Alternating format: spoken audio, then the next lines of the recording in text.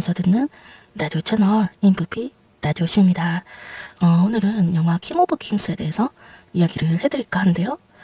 바로 장성호 감독님께서 각본과 연출을 맡으셨습니다. 10년 동안 제작에 애를 쓰셨는데 10년의 결과가 굉장히 훌륭하게 나온 것 같습니다. 저는 이 영화가 굉장히 마음에 들어서 3번이나 봤습니다. 정부 쿠폰으로 싸게. 그렇지만 3번이나 볼 정도로 정말 재미있는, 그리고 정말 제게는 뜻깊은 그런 영화였는데요. 특히 이 영화의 작화도 굉장히 좋았고 다 좋았지만 특히 좋았던 게 영화의 OST였습니다. OST 감독님을 찾아보니까 김태성 감독님이시던데 저는 음악 감독님을 되게 좋아하거든요. 그래서 기억을 하겠습니다. 김태성 감독님. 그래서 이 영화는 찰스 디킨즈의 우리 주님의 생애라는 그 책을 원작으로 해서 각본화하고 영화가 된 것입니다. 찰스 디킨스 정말 위대한 작가죠. 제가 좋아하는 작가입니다. 바로 영국의 작가죠. 찰스 디킨스 하면 떠오르시는 것이 있나요? 많이들 알고 계시죠. 올리버 트위스트, 크리스마스 캐럴, 위대한 유산, 두 도시 이야기 생각나는데 바로 우리 주님의 생애 The Life of Our Lord를 가지고 영화되었습니다. 실제로 찰스 디킨스가 아이들에게 예수님의 생애를 누가복음을 바탕으로 해서 만든 짧은 책자를 가지고 매일 얘기를 해줬다고 하는데, 그 얘기를 바탕으로 액자석 구성을 취하고 있습니다. 찰스 디킨스가 낭독을 하는 자기 아들인 월터에게, 둘째 아들이었죠. 이 아들에게 얘기해주는 형식을 취하고 있는데 굉장히 재미있습니다. 예수의 생애를 정말 말 그대로 재미있게 얘기를 했습니다. 재미있는 이야기가 있습니다. 예수님께서 어떤 노인이 천국에 왔는데 이제 물어봅니다. 직업이 목수입니까? 네. 혹시 아들의 손가발에 못자국이 있었습니까? 예. 예수님께서 아버지라고 하죠. 그러니까 그 노인이 피노키오니? 이렇게 말했다는 재미있는 얘기가 있는데, 피노키오도 제페토가 목수죠, 목수. 그리고 피노키오 만들 때 나무로 만들었으니까 못자국이 있고, 그래서 예수와 피노키오의 공통점 해서 재미있는 이야기가 있는데, 바로 불교를 알려면 부처의 생애를 알아야 하듯이 이 기독교를 알려면 예수의 생애를 알 필요가 있다. 그 기독교를 굉장히 예수의 생애로서, 그러니까 기독교가 출발한 그 신약 이 출발한 이야기를 예수의 생애를 통해서 이야기를 해주고 있는 그런 영화입니다. 특히 이 영화는 찰스 디킨스를 원작으로 했기 때문에 19세기에 산업혁명이 시작된 영국의 모습도 영화 속에 나타나 있습니다. 킹 오브 킹, 킹 오브 킹, 왕 중의 왕이란 뜻인데, 동방박사가 예물을 드릴 때 킹 오브 킹 이렇게 말을 했습니다. 동방박사는 마태복음에 나와 있는데, 이 베들레헴의 별을 보고 동방박사가 동쪽에서 예루살렘으로 이동해 와서 예수가 탄생한 것을 보고 3개의 선물을 하는 그런 기록을 마태복음에 나와 있습니다. 이것을 주현절이라고 하는데 1월 6일 날 축일이죠. 근데 이 동방박사가 어디서 왔을까요? 궁금하시죠? 동방박사 동쪽에서 왔을 거 아닙니까? 아라비아, 페르시아, 인도라고 합니다. 그리고 이 베들레헴의 별, 하늘에 있는 그 별을 보고 왔는데, 그 별은 과연 그럼 뭘까? 궁금하시죠? 금성과 목성이라고 합니다. 목성이 굉장히 크죠? 그래서 금성과 목성이 만났을 때 그 반짝반짝한 별을, 큰 별을 보고 예루살렘, 베들레헴까지 와서 3개의 선물을 주는데, 예물이 바로 황금, 유향, 몰약이었습니다. 몰약은 그 향료를 말하는데, 장례식 때 바를 때 쓰죠. 그래서 이 죽음과 부활을 나타낸다고 합니다. 유향은 유향나무의 껍질을 가지고 만든 건데, 사제, 신성을 나타낸다고 하지요. 그리고 황금은 제일 비싼 거 아닙니까? 제일 귀하고 왕권을 상징한다고 합니다. 그러니까 이 킹 오브 킹, 왕 중의 왕에게 할 수 있는 최고의 3가지 선물이었습니다. 그래서 이 크리스마스 성탄절 12월 25일이 되면 크리스마스 트리에 큰 별을 하나 붙이죠. 제일 위에. 궁금하잖아요. 왜 별을 위에다 딱 나무 위에 딱 붙일까? 바로 그게 예수님을 의미하는 겁니다. 크리스마스의 별이 바로 예수 탄생의 기념을 하기 위한 큰 별이 바로 예수님을 말하는 것이죠. 굉장히 재밌죠. 이 선 오브 갓, 하느님의 아들인 예수. 이름이 지저스입니다. 지저스. 이 예수가 요셉과 마리아가 나자렛에서 베들레헴으로 가서 예수를 낳게 되는데 바로 성탄절을 말하게 됩니다. 네티비티라고 하거든요. 동정녀 마리아가 성령을 잉태해서 예수를, 하느님의 아들을 낳게 됩니다. 이 예수 탄생을 고지한 자가 바로 가브리엘 천사인 것이죠. 근데 이 말이 안 되잖아요. 어떻게 처녀가 애를 낳습니까? 말 안 되죠? 근데 이것을 이제 안 믿을까봐 하느님께서 미리 복선을 하나 깔아줍니다. 바로 마리아의 친척인 나이가 많은 엘리사벳이 아들을 낳게 됩니다. 나이가 많아서 임신할 수 없는 몸인데 이 엘리사벳을 통해서 아들을 낳게 합니다. 바로 세례자 요한인 것이죠. 6개월 먼저 예수님보다 태어나는데 이것을 가지고 나중에 동정녀 마리아, 성령으로 처녀의 몸에서 아들이 태어날 수 있는 미리 복선을 깔아준 것입니다. 그래서 이 성탄절이 되는 것이죠. 나이가 많은 엘리자벳을 통해서 세례자 요한을 낳고 성령으로 잉태해서 마리아가 예수님을 낳게 되는 그렇게 되는 것입니다. 그래서 이 킹 헤롯 왕이 굉장히 노발대발하죠. 나 말고 또 왕이 태어났다고 하면서 그 베들레헴에 있는 아이들을 다 죽이려고 합니다. 그래서 이 예수님께서는 태어나자마자 이집트 그 당시 애굽으로 가서 갔다가 이제 돌아오게 되죠. 나자렛으로. 그리고 열심히 카펜터 목수일을 하게 됩니다. 카펜터가 이제 목수죠. 그래서 이 목수일을 하면서 12살에 바로 하느님의 성전인 예루살렘을 갑니다. 내 아버지의 집이다 라고 말하게 되는 것이죠. 여기서 이제 6월절이 나오게 됩니다. 6월절. 굉장히 큰 절기입니다. 유대 민족에게는 옛날에 이집트에서 노예 생활을 했는데 그 출애굽기, 애굽을 탈출하는 기록, 출애굽기에서 해방의 날, 유대 민족의 해방의 날에 그 기적을 예루살렘에서 축하를 하는 그 날이 6월절인데 6월절이 나오게 되는 것이죠. 그리고 이제 이 예수님께서 12제자를 만나게 됩니다. 사람 먹는 어부를 만나게 되는 것이죠.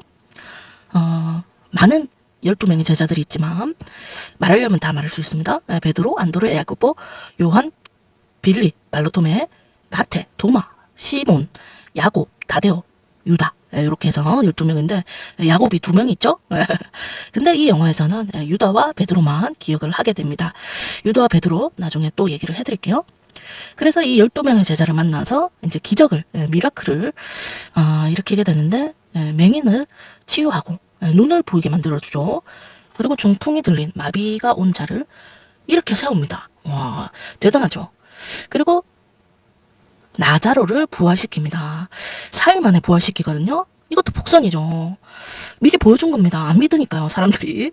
아까 그 엘리사벳을 통해서 임신을 할 수 없는데 아들을 낳게 한 것처럼 이 나자로를 4일 만에 부활시킵니다. 예수님 부활시키죠? 하느님 부활시킨 겁니다. 이것이 나중에 예수님이 3일 만에 부활하게 되는 그 복선을 미리 보여준 것입니다. 사람들은 안 믿으니까요. 그리고 이제 이 무리를 걷는 그런 기적이 나오죠. 그리고 오병이어의 기적이라고 하는데 이것도 이게 말이 된다고? 오병이어 다섯 개의 떡과 2개의 물고기란 말입니다. 이 5개의 떡과 2개의 물고기를 수천 명의 사람들이 나눠 먹었다. 이게 바로 오병이어의 기적인데 이게 말이 되냐고요. 안 되잖아요. 근데 기적이 있습니다. 이 영화에서 나오죠. 근데 이제 제가 예전에 성당이나 교회를 다닐 때 지금은 그렇지 않은데 예전에는 헌금 바구니라 해서 이렇게 바구니에 헌금을 넣어서 옆에 돌리고 했거든요. 근데 이제 그 장면이 오병이어랑 그런 비슷한 느낌이었어요. 기적의 작은 헌금으로 이제 사람들이 그 바구니에 돈을 넣는 게 약간 오병이어, 작은 것이 크게 되는 그런 느낌으로 했었는데 아무튼 그런 기적이 있습니다. 이렇게 기적과 행하시니까 이제 이 빌런이 나오게 되죠. 빌런 바리새인인데 굉장히 불편해합니다. 목수 따위가 카펜터 따위가 어디 지금 하느님의 아들이라고 뻥을 치냐 이러면서 신성모독이다 하면서 예수를 끌고 가서 십자가형에 처형하라고 난리를 칩니다. 이 십자가형을 내리신 분이 바로 본디오 빌라도죠. 헤롯 왕이 아닙니다.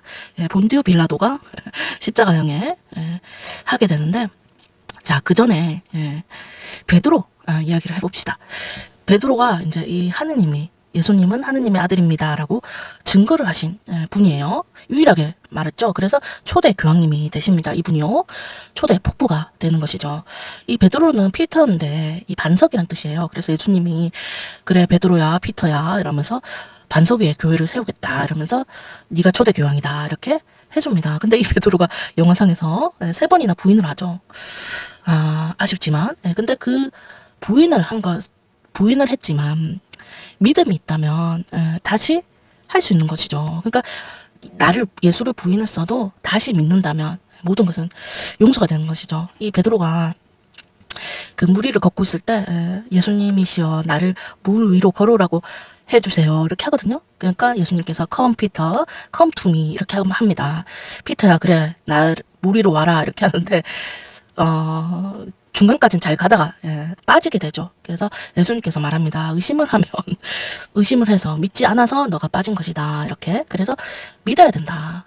믿음을 얘기하는 것이 바로 베드로인 것입니다. 믿음을 상징하는 것이 바로 베드로인 것이죠. 그리고 유다가 나오는데 가룟 유다입니다. 배신자의 정말 전형이죠. 그래서 이 복선을 줍니다. 영화상에서. 그래서 그 무리를 걸을 때 예수님을 보고 귀신이라고 부르죠. 유다가. 그리고 두 번째로 마리아가 몰약을 발라줄 때 향유를 막 발라줍니다. 머리카락으로 발라주죠. 발을. 근데 이제 향유 비싼데 그거 팔아서 가난한 사람들 도와야지 뭐 하는 거냐 이렇게 합니다. 그러니까 이 배신자의 말인 것이죠. 그리고 이제 유다가 키스를 하게 되는데 바로 배신자의 키스를 말합니다. 유다제 키스라고 굉장히 유명하거든요. 그래서 이 3가지를 가지고 유다가 배신을 하게 되는데 나중에 이제 자책을 하면서 죽게 되죠. 배신을 해서. 그리고 이 배신자를 단테 신곡에서는 가장 뜨거운 곳에 배신자들을 위한 자리가 있다 이렇게 말합니다. 지옥에 이제 배신자들을 가장 뜨거운 지옥에 예비하고 있다라고 해서 그 배신자 중에 한 명이 바로 유다로 나오게 되는 것이죠. 그리고 이제 예수님이 예루살렘에 입성을 하게 되는데 호산나라고 합니다. 호산나. 이 호산나가 나를 구원해 주세요 라는 뜻입니다. 그 당시 로마 제국의 압제에서 굉장히 고통받고 있었던 세금 내느라고 완전 힘들었죠. 유대민족이. 완전 이집트랑 뭐가 다릅니까? 노예가 아니었을 뿐이지 계속 세금 내고 착출당하고 요랬습니다. 그래서 이 로마 제국의 압제에서 구원해 달라는 그런 백성들의 외침이 있었던 것이죠. 나를 구원해 주십시오 예수님 이렇게 합니다. 그리고 이제 최후의 만찬을 하게 되는 것이죠. 최후 만찬 목요일 날이었습니다. 최후 만찬을 하고 그 다음 날에 십자가형을 받게 되죠. 그래서 금요일 날 사망을 했습니다. 그래서 13일에 금요일을 굉장히 안 좋게 서양 쪽에서는 생각을 하게 되는 것이죠. 아무튼 이 최후의 만찬에 보면 예수님의 오른쪽에 요한이라는 인물이 있습니다. 요한을 굉장히 사랑했다고 하죠. 요한복음. 그래서 이 레오나르도 다빈치의 최후의 만찬의 그림을 보면 오른쪽에 요한 그림이 있는 것을 볼 수가 있습니다. 그리고 이제 이 산에 가서 기도를 하게 되죠. 왜 기도했을까요? 정말 힘들 거 아닙니까? 그 당시에 십자가형을 받으면 그 무거운 십자가를 끌고 직접 자기가 끌고 갑니다. 처형장으로. 그러니까 그 힘들잖아요. 채찍질도 당하고 영화에서도 보면 알겠지만 채찍질 당하고 그 끌고 나무 십자가 됐나 무거운 거 그거를 가지고 갑니다. 정말 그렇지만 기도를 하게 되죠. 당신의 뜻대로 하소서라면서요. 하느님의 뜻대로 하십시오라고 예수님께서는 받아들입니다. 그리고 이 예수님이 죽고 부활을 하게 되죠. 그래서 부활절이 나오게 됩니다. 그 당시 골고다 언덕에 가서 십자가를 메고 가서 사망을 했는데 이 사망한 이 당시 그 장면을 굉장히 잘 묘사한 영화가 있습니다. 바로 패션 오브 크라이스트인데 이 영화를 보시면 알 수가 있죠. 왜 그렇게 예수님께서 제발 이 고난으로부터 구해주소서라고 기도를 했던 이유를 알 수 있는 바로 그 영화입니다. 그리고 이제 십자가에 못 박혔을 때 최후의 말을 하게 되죠. 엘로이 엘로이 라마 사박다니 이렇게 말합니다. 나의 하나님 왜 저를 버리시나이까 이렇게 말을 하게 되는 것이죠. 그리고 이제 모든 것은 끝났다. 아버지 당신의 손에 나의 영혼을 맡깁니다 라면서 예수님이 사망하게 됩니다. 그리고 예수님께서 3일 뒤에 부활을 하게 되시죠. 이 부활을 목격한 사람이 바로 나자로의 누나 예, 그리고 살로메, 그리고 예수님의 어머니였던 마리아가, 예, 세 명이 여자가 예, 부활을 목격을 하게 되는 것이죠. 굉장히 예, 이렇게 이제 예수님의 생일을 영화하였습니다. 그리고 이 영화에서 두 개의 책이 나옵니다. 예, 책 속의 책이죠. 영화 속의 책이죠. 뭐냐면 처음에 이제 크리스마스 캐럴 1843년도에 나온 찰스 디킨스가 예, 책이 하나 나오고요. 영화 속에 실라곤 이야기가 나옵니다. 바로 영국의 또 위대한 시인이죠. 존 밀턴의 실라곤이 나오게 되는데 이 실라곤은 바로 로스트 파라다이스, 파라다이스 로스트라고 하는데 에덴 동산을 잃어버린 낙원, 에덴 동산을 말합니다. 에덴 동산에서 나무가 두 개가 있었어요. 두 개 뭔지 궁금하시죠? 선악나무, 생명나무 이렇게 두 개가 있었어요. 그런데 뱀이 꼬십니다. 선악과를 먹어라. 선악나무에 있는 선악 과일을 먹어라 이렇게 말하죠. 이 선악과가 보통 사과라고 얘기를 하게 되는데 이 선악과를 먹으라고 유혹을 하게 되죠. 근데 이 선악나무는 참과 거짓을 구별할 줄 아는 착한 선함과 악함을 구별할 수 있는 그런 나무였습니다. 그리고 이 선악나무는 하느님의 율법을 말하는 것이었죠.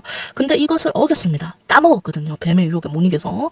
그래서 이브가 먼저 먹고 그 다음에 아담이 먹게 되면서 하나님께서 나의 율법을 어겼다 해서 이 에덴 동산에서 쫓겨나게 됩니다. 자, 쫓겨났죠. 그래서 실라곤입니다. 실라곤, 잃어버린 낙원. 1667년에 존 밀턴이 저거 나왔는데 그럼 뭘 못 먹었을까요? 아까 생명나무가 있었다고 했죠? 생명나무는 못 먹었잖아요. 그러니까 이 영원히 에덴 동산에서 평화롭게 안 죽고 살 수 있었는데 쫓겨나면서 생명나무의 생명을 얻지 못하고 하느님과 끊기게 되면서 원죄를 얻게 돼서 생명나무의 생명이 하느님과 인간은 끊어지게 됩니다. 그래서 이것을 하느님께서는 예수님을 보내서 생명을 잊게 한 것이죠. 예수님을 희생시키고 다시 부활시킴으로써 인간과 신의 그 연결을 시켜줍니다. 생명을. 이렇게 되는 것이죠. 굉장히 재미있죠. 이렇게 연결이 됩니다. 그리고 이제 이 영화의 끝에 보면 저는 끝까지 다 보고 나왔답니다. 너무 좋아서. 보면 요한복음 14장 6절이 나옵니다. 뭐라고 되어 있냐면요. 내가 길이요 생명이니 나로 말미암지 않고는 아버지께로 올 자가 없느니라. 이렇게 예수님의 말씀을 요한이 복음서에 적어놨거든요. 요한복음 14장 6절에. 그래서 이 말을 바탕으로 하면 바로 예수님이 생명을 다시 주었기 때문에 하느님과 인간은 연결이 돼서 이렇게 되었다. 이렇게 된 것입니다. 저는 굉장히 좋았습니다. 옛날에 이제 성경학교 다닐 때 생각도 나고요. 그리고 이제 예수님의 생애를 굉장히 재밌고 잘 그려놨다. 이렇게 생각합니다. 특히 좋았던 명장면이 바로 예수님의 기적을 리플레이하는 그 장면이 있거든요. 기적을 다시 보여주는 우리 시선으로, 그러니까 우리가 보는 시선으로 보여주는데 굉장히 좋았습니다. 그리고 물에 들어가서 다시 월터를 구하고 죽는 그 예수님의 장면, 나를 믿으면 너는 구원을 받으리라 이렇게 말하는 그 장면 굉장히 좋았죠. 실제로 내가 구원을 받는 듯한 그런 느낌도 들고, 특히 저는 이 오스카 아이작의 전 더빙과 자막을 둘 다 봤는데 뭐 더빙도 좋았지만 특히 자막에 그 예수님의 목소리를 보이스를 맡았던 오스카 아이작의 그 목소리가 굉장히 좋았습니다. 그리고 아까 말해드렸던 오스카 아이작의 위대한 탄생 2006년작이죠. 성 요셉을 맡았던 그 작품도 굉장히 추천합니다. 더 네티비티 정말 추천드리고요. 특히 이 영화에서는 정말 다 중요한 크리스마스 기독교의 절기들이 나옵니다. 성탄절이 나오고요. 부활절이 나오죠. 그리고 이 고난주간이라 해서 예수님이 예루살렘에 입성해갖고 부활하기 전날까지를 고난주간 패션 위크라고 하는데 그 고난주간 이야기도 나오고요. 굉장히 좋았습니다. 그런데 이 감독님은 왜 이런 영화를 또 만들었을까 궁금하시잖아요. 찾아보니까 이 장성호 감독님은 이 영화를 통해서 진정한 사랑의 본질을 깨달았으면 좋겠다 이렇게 말씀하셨어요. 진정한 사랑의 본질을 이 영화에서 어떻게 찾을 것인가? 뭘까요? 궁금하시죠? 저는 뭐라고 생각했냐면 진정한 사랑은 바로 용서와 이해라고 생각을 합니다. 자, 영화에 보면 아들과 찰스 디킨스와 월터의 어떤 싸움이 나오잖아요. 굉장히 윽박지르죠, 아들한테. 그런 장면들이 나옵니다. 그리고 나중에 이제 화해를 하게 되는 것이죠. 무엇을 통해서? 예수의 생애를 통해서 화해를 하게 됩니다. 용서와 이해를 통해서 화해를 하게 되는 것이죠. 그러니까 이제 찰스 아버지 그리고 아들이 관계를 회복을 했듯이 우리 인간도 인간과 예수님과 신과의 어떤 용서와 이해, 화해를 이 영화는 말하고 있는 것이죠. 그러니까 영화 속의 이야기, 액자 구성으로 찰스 디킨스와 월터의 화해를 다뤘다면 또 이 예수의 생애를 통해서 신과 인간의 그 생명이 연결됐다고 했죠. 그 관계 회복을 영화에 나타난 것이다. 그러니까 인간이 할 수 있는 가장 큰 사랑은 바로 용서하기와 이해하기다. 저는 그렇게 생각을 했습니다. 뭐 이건 저만의 생각이고요. 용서와 이해로 사랑을 하자. 그러니까 굉장히 아이러니하죠. 예수님의 사랑의 본질이 희생이 아니라고 그렇게 생각하시는 분 있겠죠? 그렇지만 저는 희생도 세크리파이스도 굉장히 중요하지만 바로 인간이 할 수 있는 희생은 예수님밖에 못하는 거예요. 세크리파이스는 희생하는 거는 인간은 잘 못합니다. 근데 인간이 할 수 있는 최고의 사랑은 바로 용서와 이해다. 남을 용서하고 남을 이해하는 것이 바로 최고의 사랑이 아닌가. 그 사랑을 통해서 다시 관계 회복을 꾀할 수 있는 그런 영화가 되었습니다. 이 영화를 보면서 저는 더 나은 사람이 되고 싶다 이런 생각을 했습니다. 그걸로도 정말 저는 만족을 했거든요. 예수님을 믿으라는 영화가 아닙니다. 이 영화는 바로 사랑을 나타내고 있는 것이죠. 이 영화를 통해서 제가 떠오르는 성경 구절이 두 개가 있었습니다. 한 개가 뭐냐면 예수님이 가장 사랑했던 제자라고 하는 바로 요한의 복음서에 나온 요한복음 8장 31절, 32절에 나왔던 바로 예수님의 말씀, 진리가 너희를 자유롭게 하리라. 이게 생각이 났습니다. 예수님이 진리가 너희를 자유롭게 하리라 라고 했거든요. 과연 여기서 자유롭다라는 뜻은 뭘까요? 뭘 자유롭게 한다는 거지? 영혼을 자유롭게 한다는 것이죠. 이 원자에서 해방을 해준다는 겁니다. 해방으로써 자유롭게 한다. 그렇게 말하는 것이죠. 그리고 이제 두 번째가 이 또한 지나가리라. 요게 생각이 났습니다. 이것은 성경에 있는 건 아니고요. 솔로몬이 한 말이죠. 이 또한 지나가리라. 이 두 개가 생각이 났습니다. 아무튼 이 킹 오브 킹스 영화 정말 괜찮고요. 더빙, 자막 모두 추천합니다. 그럼 다음 시간에 또 만나요.